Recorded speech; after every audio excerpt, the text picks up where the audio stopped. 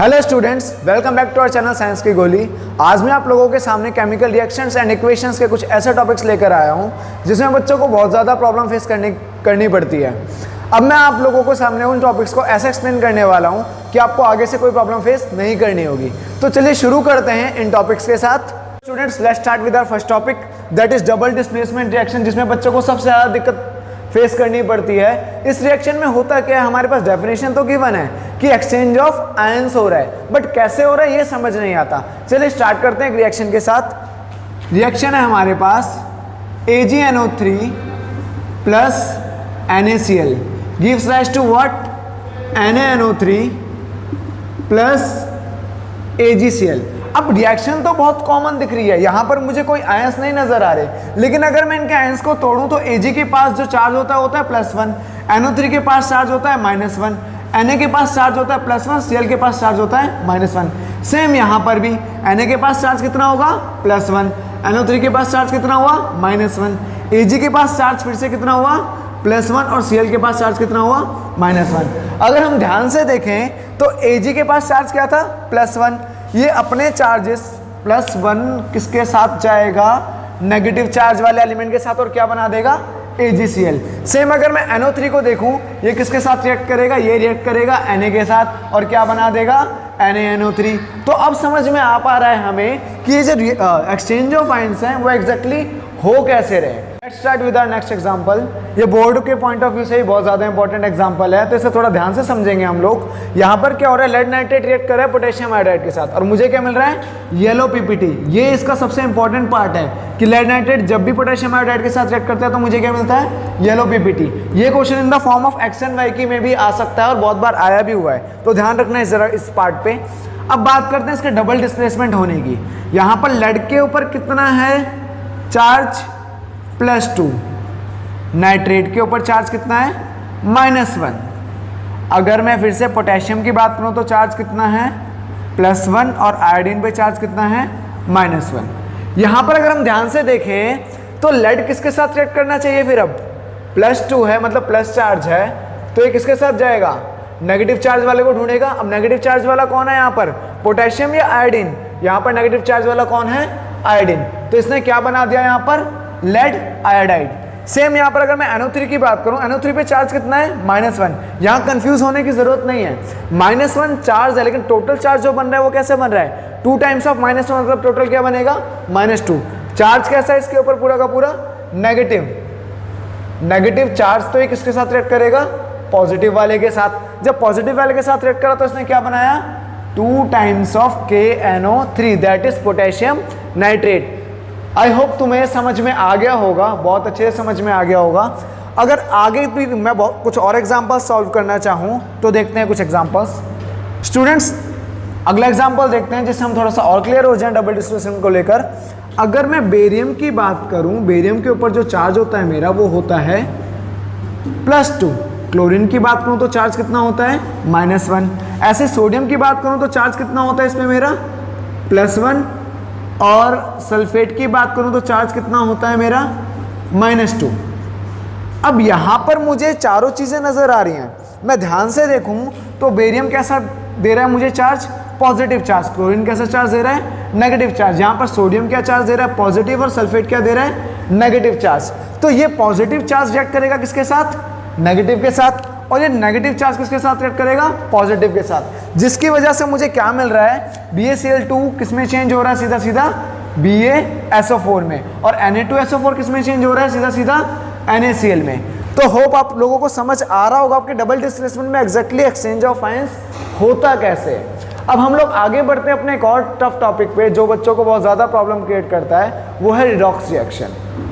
Let's move to our next important topic, जिसके questions frequently हमारे board के exam में देखने को मिल जाते हैं, बट इस टॉपिक में बच्चों को बहुत ज़्यादा प्रॉब्लम होती है ये जानने में कि एग्जैक्टली रिडॉक्स रिएक्शन है क्या, और इसके अंदर ऑक्सीडाइजिंग और रिड्यूसिंग एजेंट कैसे काम करते हैं, ये होते क्या है। चलिए स्टार्ट करते हैं रिडॉक्स रिएक्शन से। तो जैसा कि नाम जो है इसका, रिडॉक्स रिएक्शन, ये 2 टर्म से मिलकर बना हुआ है। पहला है रिडक्शन और दूसरा टर्म है हमारा ऑक्सीडेशन। अगर मैं रिडक्शन की बात करूं, रिडक्शन में होता है मेनली एडिशन ऑफ हाइड्रोजन या रिमूवल ऑफ ऑक्सीजन। अगर इन दोनों में से कोई भी एक रूल फॉलो हो रहा है तो उस रिएक्शन को मैं क्या बोलूंगा, reduction reaction. On other hand अगर मैं बात करूं ऑक्सीडेशन रिएक्शन की, तो ये जस्ट इसका अपोजिट है। यहां पर क्या होता है, एडिशन ऑफ ऑक्सीजन। क्या होता है यहां पर, एडिशन ऑफ ऑक्सीजन और removal of hydrogen, removal of hydrogen. अब इन दोनों में से कोई भी रूल फॉलो हो तो उसको मैं क्या बोलता हूं, ऑक्सीडेशन रिएक्शन। अब इसके अलावा हमारे पास ऊपर जो टर्म लिखी रिडॉक्स रिएक्शन, ये कैसे बनी। अगर मैं बात करूं तुम लोगों से कि ऑक्सीडेशन और रिडक्शन, ऑक्सीडेशन और रिडक्शन दोनों एक साथ मिलकर क्या बना देते हैं, रिडॉक्स रिएक्शन। होता क्या है इसके अंदर, एक तरफ तो ऑक्सीडेशन हो रहा है और एक तरफ क्या हो रहा है, रिडक्शन। ये दोनों चीजें मुझे एक ही रिएक्शन में देखने को मिल जाती हैं। चलिए स्टार्ट करते हैं इसके रिएक्शन के साथ। हमने एक रिएक्शन लिखी हुई है बोर्ड पर, जो क्या है CuO plus H2 gives rise to Cu plus H2O। यहाँ पर अगर हम ध्यान से देखें तो यहाँ पर ये क्या है, कॉपर ऑक्साइड, और यहाँ पर एक इसमें चेंज हो गया है कॉपर में। रिएक्टेंट साइड पे कॉपर ऑक्साइड था, यहाँ पर क्या आ गया, कॉपर। वैसे हाइड्रोजन यहाँ पर था, यहाँ पर ये क्या बन गया, हाइड्रोजन ऑक्साइड, जो किसका है, फॉर्मूला वाटर का। अगर मैं देखूं कॉपर ऑक्साइड में से क्या निकला है बाहर, ऑक्सीजन। क्या निकला है बाहर, ऑक्सीजन। और जिस भी रिएक्शन में रिमूवल ऑफ ऑक्सीजन होता है उसको हम क्या कहते थे, रिडक्शन रिएक्शन। क्या कहते थे, रिडक्शन रिएक्शन। यहाँ पर अगर मैं हाइड्रोजन को देखूं तो हाइड्रोजन में क्या जुड़ा है, ऑक्सीजन। इसका मतलब यहाँ पर क्या हो रहा है, मैंने बताया था थोड़ी देर पहले ही, किसी भी रिएक्शन में अगर ऑक्सीजन जुड़ता है तो उसे हम क्या बोलते हैं, ऑक्सीडेशन रिएक्शन। तो और यहाँ पर इसका क्या हो रहा है फिर, ऑक्सीडेशन। बच्चों यहाँ तक तो कोई प्रॉब्लम नहीं है, बट हमारे साथ होता क्या है, हम ये सब समझ लेते हैं कि ये रिडक्शन हो रहा है क्योंकि ऑक्सीजन हट रहा है, ये ऑक्सीडेशन हो रहा है क्योंकि ऑक्सीजन लग रहा है।